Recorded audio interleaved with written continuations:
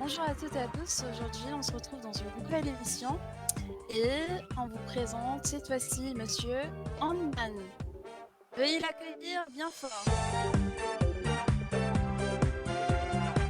Bonsoir, bonsoir à tous, bonsoir, bonsoir.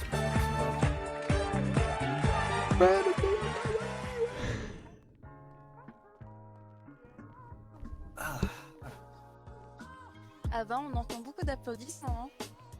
oui, Eh bien, bienvenue Monsieur Handman dans notre émission du Weasel News. Tout d'abord, je vous prie de bien vous présenter en tant que personne qui est Monsieur Handman, nous présenter un peu votre parcours. eh bien écoutez, je m'appelle Julien Handman, comme vous l'avez dit, j'ai la trentaine, je suis jeune, comme on pourrait le dire. J'ai fait mon service militaire du coup avec Monsieur Harris. J'ai été après par la suite du côté du Congrès, j'ai eu pas mal de contacts et c'est ainsi du coup que je suis devenu gouverneur.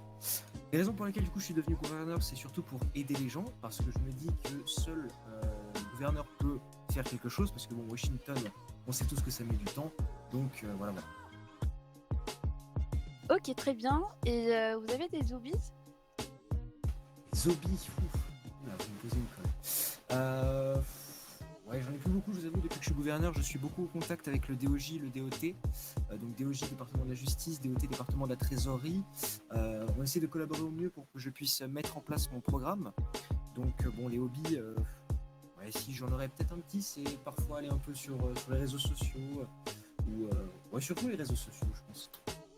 D'accord. Et que prévoyez-vous pour notre belle ville? Alors je l'avais déjà dit plusieurs fois, donc j'essaie déjà de tenir mes promesses de campagne, mais ça risque d'être compliqué. Déjà, j'essaierai plutôt de maintenir un assez gros libéralisme économique au sein de notre État. J'essaierai également de créer un Sénat pour que je puisse également avoir l'avis des citoyens sur certaines décisions que je prendrai. J'ai promis également un CBD. Pour ceux qui ne savent pas ce que c'est qu'un CBD, pour faire court, c'est un bar à chicha, si on peut dire ça comme ça, si on caricature. Ah oui, Afin de carrément. pouvoir... Pardon? Ah oui, carrément. Est-ce que vous pouvez expliquer là? Oui, bien sûr. Alors, c'est-à-dire qu'en fait, j'aimerais bien pouvoir développer aussi l'aspect économique, mais du côté des quartiers, vous savez, un peu défavorisés, etc., qui pourtant ont une très très grande culture. Donc, c'est pour ça que j'aimerais pouvoir apporter cet appui également économique. Donc voilà, j'avais également promis une prime de risque pour la LSPD. Cependant, au vu de la situation économique de l'État, je pense que je vais devoir malheureusement annuler cette promesse de campagne. Mais voilà, c'est déjà l'une des premières choses. J'essaierai également de faire au mieux pour que le gouvernement puisse être actif, dans le sens qu'il puisse, aider les concitoyens, donc par le biais de subventions, par le biais d'aides financières, surtout pour des événements. Quelque chose qui manque beaucoup à cette ville, je l'ai très très rapidement remarqué, c'est des événements pour nos chers concitoyens. C'est là où je vais essayer d'appuyer le plus pour essayer de subventionner par exemple certains événements ou autres. D'accord, ça a l'air très prometteur tout ça, hein. Vous avez vu. J'ai une autre question pour vous. Vous venez d'organiser une réunion avec les PDG. Quels ont été les axes discutés? Alors les axes discutés ont été très diverses et variés. Tout d'abord, pour expliquer la mise en place des différents codes, code du travail, code général des entreprises.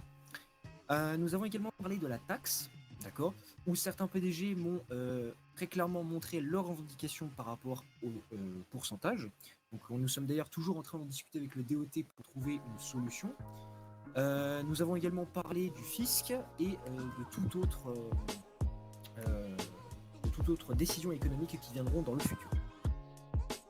Et d'après vous, comment est l'économie du pays? Quelles sont vos actions par rapport à cela? Alors comme je l'ai dit, je prône un très grand libéralisme économique, ce qui veut dire que j'essaierai le moins possible d'intervenir dans l'économie. Cependant, bien sûr, je sais très bien, nous devons, nous, le gouvernement, intervenir par le biais de subventions ou autres. Mais je ne dirais pas que la situation économique de notre État est, ma foi, quand même, n'est pas mauvaise, n'est pas non plus excellente. Elle est dans la moyenne comme dans tous les États. D'accord, très clair. Et pour finir, que vous voulez passer comme message à nos citoyens? S'il y a bien un message que j'aimerais passer, c'est de faire attention, parce que comme vous l'avez si bien dit, Madame Carmen, la criminalité est en hausse, et la criminalité n'est pas un cercle, comment dire, un cercle vicieux dans lequel vous pouvez vous en sortir. C'est un cercle et à un moment, vous allez avoir un bâton qui va vous stopper. Et ce bâton, ça peut être la justice, ou même pire, ça pourrait être, mais je ne l'espère pas, la mort. Donc évitons quand même de rentrer dans la criminalité et essayons de trouver des issues, si je puis dire, tout... comment on pourrait dire ça, tout bonnement pacifiques et qui plaisent à nos citoyens. Et je me permets également de faire une dernière petite remarque. D'après ce que j'ai compris, le groupe Six, donc une entreprise de sécurité privée, va pas tarder à faire son arrivée en ville. Est-ce que vous pouvez nous apporter plus d'informations sur ce groupe? Oui, d'ailleurs j'ai rencontré le directeur, si mes souvenirs sont bons. Il me semble qu'il est directeur, oui. Donc Groupe Six sera du coup une entreprise de sécurité privée. Donc cette entreprise aura pour but du coup de sécuriser par exemple des événements à la demande des citoyens, de sécuriser également certaines entreprises à la demande des PDG.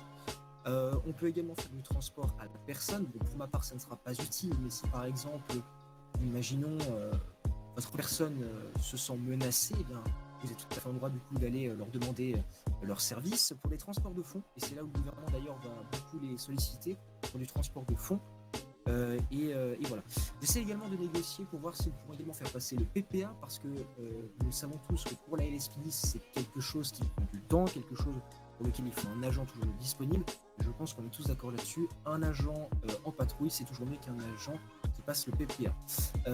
Surtout que je pense à mon avis que ce sont des professionnels. Je place ma grande confiance en ces individus. Donc, voilà pour Groupe Six. Ok, très bien. Ben, merci beaucoup, Monsieur Hanneman, de votre présence. Ceci est la fin de l'émission. Merci, chers téléspectateurs, de nous avoir suivis. Et je souhaite à tous et à toutes une bonne soirée. Bonne soirée, merci à vous.